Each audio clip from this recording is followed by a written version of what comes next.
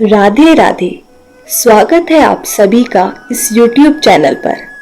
जैसा कि आप सभी लोग जानते हैं, सनातन धर्म में एकादशी व्रत को सर्वश्रेष्ठ व्रत माना जाता है और प्रत्येक सनातनी को इसका व्रत अवश्य करना चाहिए।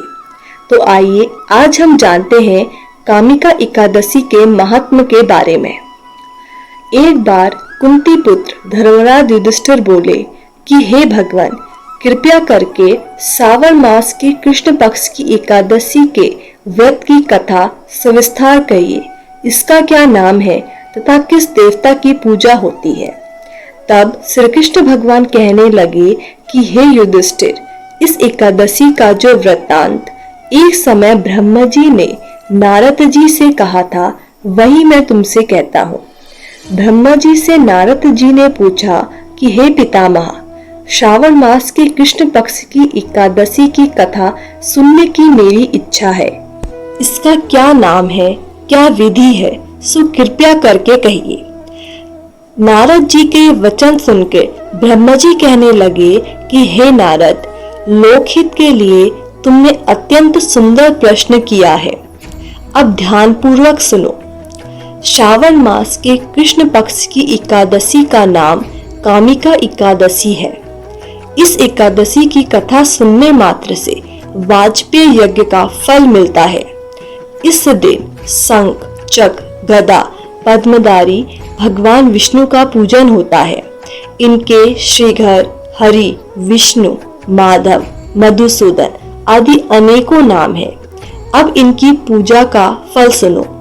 गंगा, काशी, नैमिषारण्य, पुष्कर और सूर्य व चंद्र ग्रहण पर कुरुक्षेत्र में स्नान करने से समुद्र, वन सहित पृथ्वी का दान, सिंह राशि के बृहस्पति में गोदावरी नदी में स्नान करने से भी जो फल प्राप्त नहीं होता, वह विष्णु भगवान के पूजन से होता है।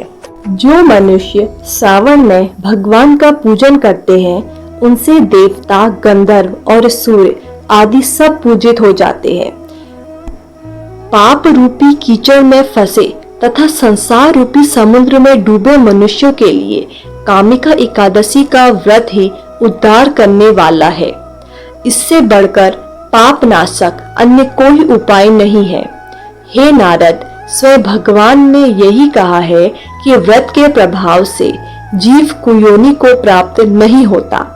इस एकादशी को भक्ति पूर्वक तुलसी का दल भगवान को अर्पण करने वाले संसार में ऐसे रहते हैं जैसे जल में कमल। इस व्रत के प्रभाव से अंतिम समय में मनुष्य यमराज की यातना तथा नरक के दर्शन नहीं करता और स्वर्ग लोक को जाता है। विष्णु भगवान रत्न, मोती, मणि तथा आभूषणों आदि से इतने प्रसन्न नहीं होते जितने तुलसी दल से। तुलसी दल का फल 4 भार चांदी और स्वर्ण दान के बराबर है। भगवान की अति प्रिय तुलसी को मैं भी सदैव नमस्कार करता हूँ। तुलसी के वृक्ष को सींचने से संपूर्ण यातनाएं और दर्शन मात्र से समस्त पाप और स्पर्श से मनुष्य पवित्र हो जाता है। जो मनुष्य भगवान के चरणों में तुलसी अर्पित करता है, वह मुक्त हो जाता है। कामिका एकादशी की रात्रि को दीपदान तथा जागरण के फल का महत्व चित्रगुप्त भी नहीं कह सकते। जो मनुष्य इस एकादशी की रात्रि को घी या तिल के तेल का दीपक जलाते हैं, वे 100 करोड़ दीप युक्त होकर सूर्यलोक को जाते हैं। ब्रह्मा जी कहते हैं कि हे नारद, ब्रह्म हत्या तथा भ्रूण हत्या आदि पापों को नष्ट करने वाली इस कामिका एकादशी का व्रत मनुष्य को यत्न पूर्वक अवश्य करना चाहिए। इस कामिका एकादशी के महत्व को श्रद्धा पूर्वक पढ़ने या सुनने वाले के समस्त पाप नष्ट होकर उसे विष्णु लोक की प्राप्ति होती है। तो यह थी कामिका एकादशी की एक पौराणिक कथा। ऐसी ही और अन्य कथाओं के लिए जुड़े रहिए इस चैनल पर। धन्यवाद।